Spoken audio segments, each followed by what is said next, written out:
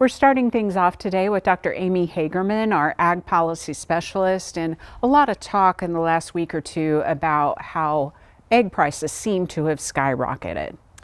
Yeah, we can really track this down to those basic supply and demand drivers, right? So whenever our supply of table eggs available begins to decline, we expect to see those egg prices go up in grocery stores and also the shelves to look a little bit more empty because it's just a limited supply. And we've had a large number of layer birds that died due to highly pathogenic avian influenza across the country. This isn't a news story for us.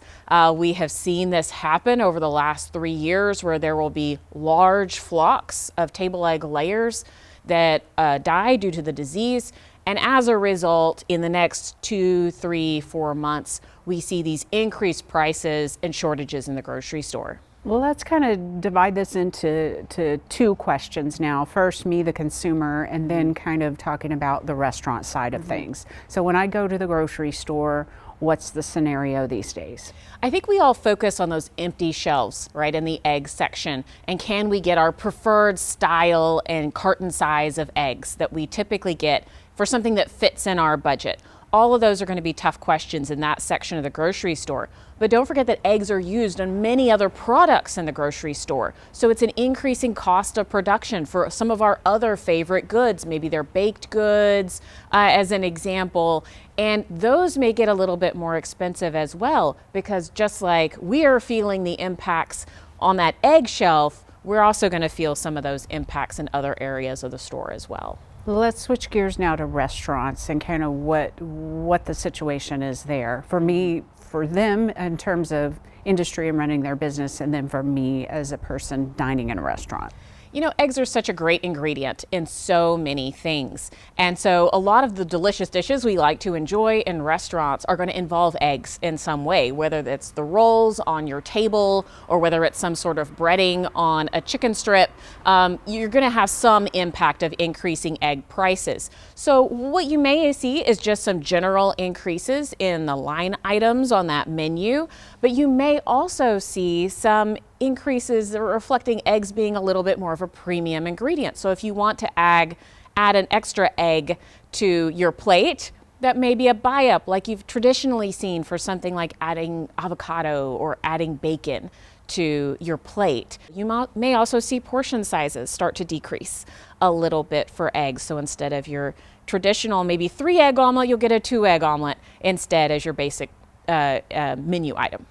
I know we're talking mostly about eggs here, but we know dairy industry and herds have also been impacted by HPAI. What are we seeing there in terms of dairy availability?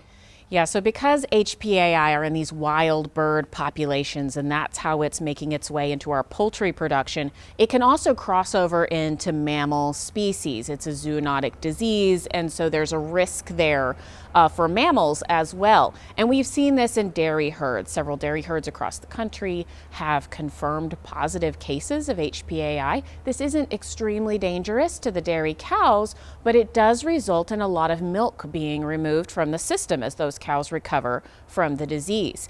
And that results in some slight limitations in milk availability, nothing to the extent of eggs, and we're not seeing the same kinds of price effects in dairy that we see on the egg side of our different balance sheets of proteins. But we can probably anticipate that we will have some ongoing challenges with dairy availability in a more limited way associated with managing this disease in dairy herds. What about birds, chickens for meat consumption? How's that looking? So it's very interesting how the patterns have been changing over time. Historically, it's been our longer lived birds that have been most susceptible to HPAI.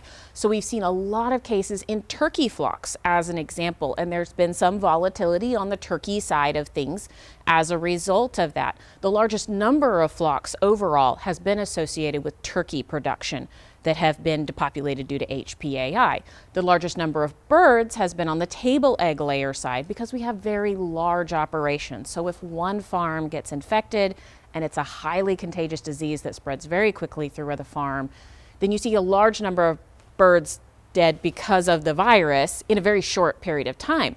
Now, broilers have largely not been as affected by the HPAI virus. I think some of this is geographic. They're in a hotter area of the country where the virus doesn't survive as well as it does in cold, wet areas of the country. But we have seen this sort of surge in cases in the broiler side of things. Right now, we're not seeing an effect in meat prices. So your chicken strips, your chicken breasts, those have all, even your chicken wings, right, coming into the big game, those have all been pretty unaffected overall by this. But certainly I think this is something that epidemiologists are watching very closely to see if we may start getting more cases into these shorter lived birds that largely are in warmer areas of the country. Well, Amy, excellent analysis today. Thank you so much for information, and I'm sure we'll see you again on SUNUP again very soon. Thank you.